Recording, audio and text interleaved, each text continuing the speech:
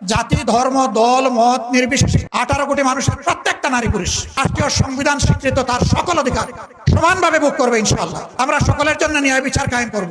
বিচারে কারো প্রতি কোনো সামান্য তারতম্য করা হবে না। শ্রমিক ভাই বোনদেরকে নিজেদের ন্যায্য দাবি আদায় রাস্তায় নেমে আর জীবন দিতে হবে না।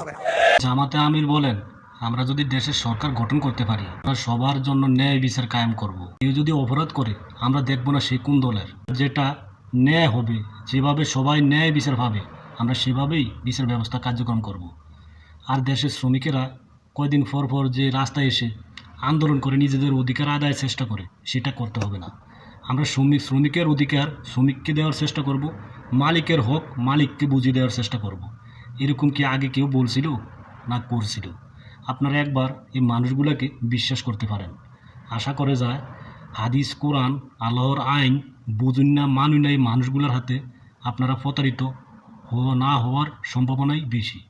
কারণ স্বাধীনতার 54 বছরের ভিতরে আপনি অনেককেই সরকার বানাচ্ছেন, পরে দেখছেন আপনাকে অন্যায়ভাবে অনেক রকমের হেনস্থার শিকার হয়েছেন।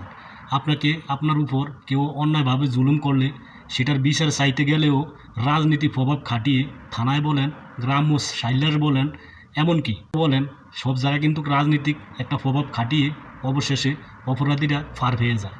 আমাদের দেশে দর্শন, গুম, খুন, বৈধ লেনদেন সব কিছু প্রমাণ থাকার পরেও পুলিশ প্রশাসন আসামিকে ধরে আইনের কাছে সোপর্দ করে, সেটা কিন্তু রাজনীতিক প্রভাব খাটিয়ে জামিনে বেরিয়ে আসে। আগে যদি থাকে চোর, জামিনে বাইরে হয়ে আসতে পারলে হয়ে যায় ডাকাইত।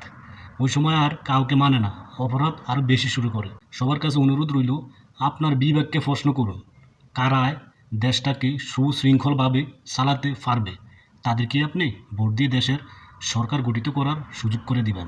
আপনার একটা মূল্যবান ভোটের উপর ডিপেন্ড করবে যে আগামীর বাংলাদেশ দুর্নীতিমুক্ত থাকবে না দুর্নীতিযুক্ত থাকবে। আপনি যদি 500 টাকার বিনিময়ে আপনার বিবেক বিক্রি করে দেন, তাহলে কিন্তু আপনাকে 5টা বছর আপনার সন্তান, আপনার ফ্যামিলি, আপনার গ্রামবাসী, আপনার পাড়া প্রতিবেশী সবাই একটা ভোগান্তির ভিতরে থাকবে।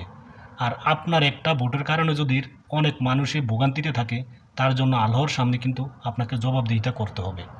যে আপনাকে আল্লাহ বিবেক দিয়েছেন, বুঝার শক্তি দিয়েছেন, বুঝার পরেও 500 টাকার বিনিময়ে আপনার ভোটটা বিক্রি করে দিয়েছেন একটা অমানুষের কাছে। ওই অমানুষ আপনার কাছে 500 টাকা খরচ করে আপনার মূল্যবান ভোটটা নিয়ে যদি ক্ষমতা পায়, সে কিন্তু 5 বছরে এই 500 টাকার বিনিময় ধরে নেন কমসে কম 5 লক্ষ টাকা আদায় করে নেবে। কারণ সে যে তার পকেটে টাকাটা খরচ করছে, সে কেন খরচ করছে সেটা আপনাকে বুঝতে হবে। আসলে যেই অমানুষগুলো পকেটের টাকা খরচ করে ভোট কিনে, ওদের চিন্তা ভাবনা কিন্তু অন্যরকম থাকে। আর যারা সৎ ভালো মানুষ, তারা টাকা খরচ করে ইলেকশন করবে না। কারণ হলো সে জানে যে আল্লাহ পাক আমাকে দুনিয়াতে কেন পাঠাইছিল, আমি কেন টাকা খরচ করে ভোট কিনে পরে দুর্নীতি করে সে টাকা তুলব। আসলে আমাদের দেশের সাধারণ জনগণের কারণে আমাদের দেশের সরকারগুলো স্বৈরাচার হয়ে ওঠে। স্বৈরাচার হয়ে কিন্তু দুনিয়াতে জন্ম নেয় না। ধীরে ধীরে লোভে ফাফে বিভিন্ন মানুষের তেল মারা একটা মানুষ স্বৈরাচার হয়ে ওঠে। আমি কোনো সরকারকে উদ্দেশ্য করে কথাটা বলিনি, কেউ কারো গায়ে মেখে আমাকে অযথা খারাপ ভাববেন না। আমি আসলে নিজের বিবেক থেকে কথাগুলো বলছি। আমি কোনো দল করি না, কোনো দল করতেও চাই না, কিন্তু যেটা আল্লাহবাক আমাকে বোঝার সক্ষমতা দিয়েছে সেটুকু বুঝেই কথা বলার চেষ্টা করি। আপনিও নিজের বিবেক খরচ করে, বিবেক বুদ্ধি খাটিয়ে চিন্তা ভাবনা করবেন যে কাদের কাছে আমাদের দেশটা নিরাপদ থাকবে।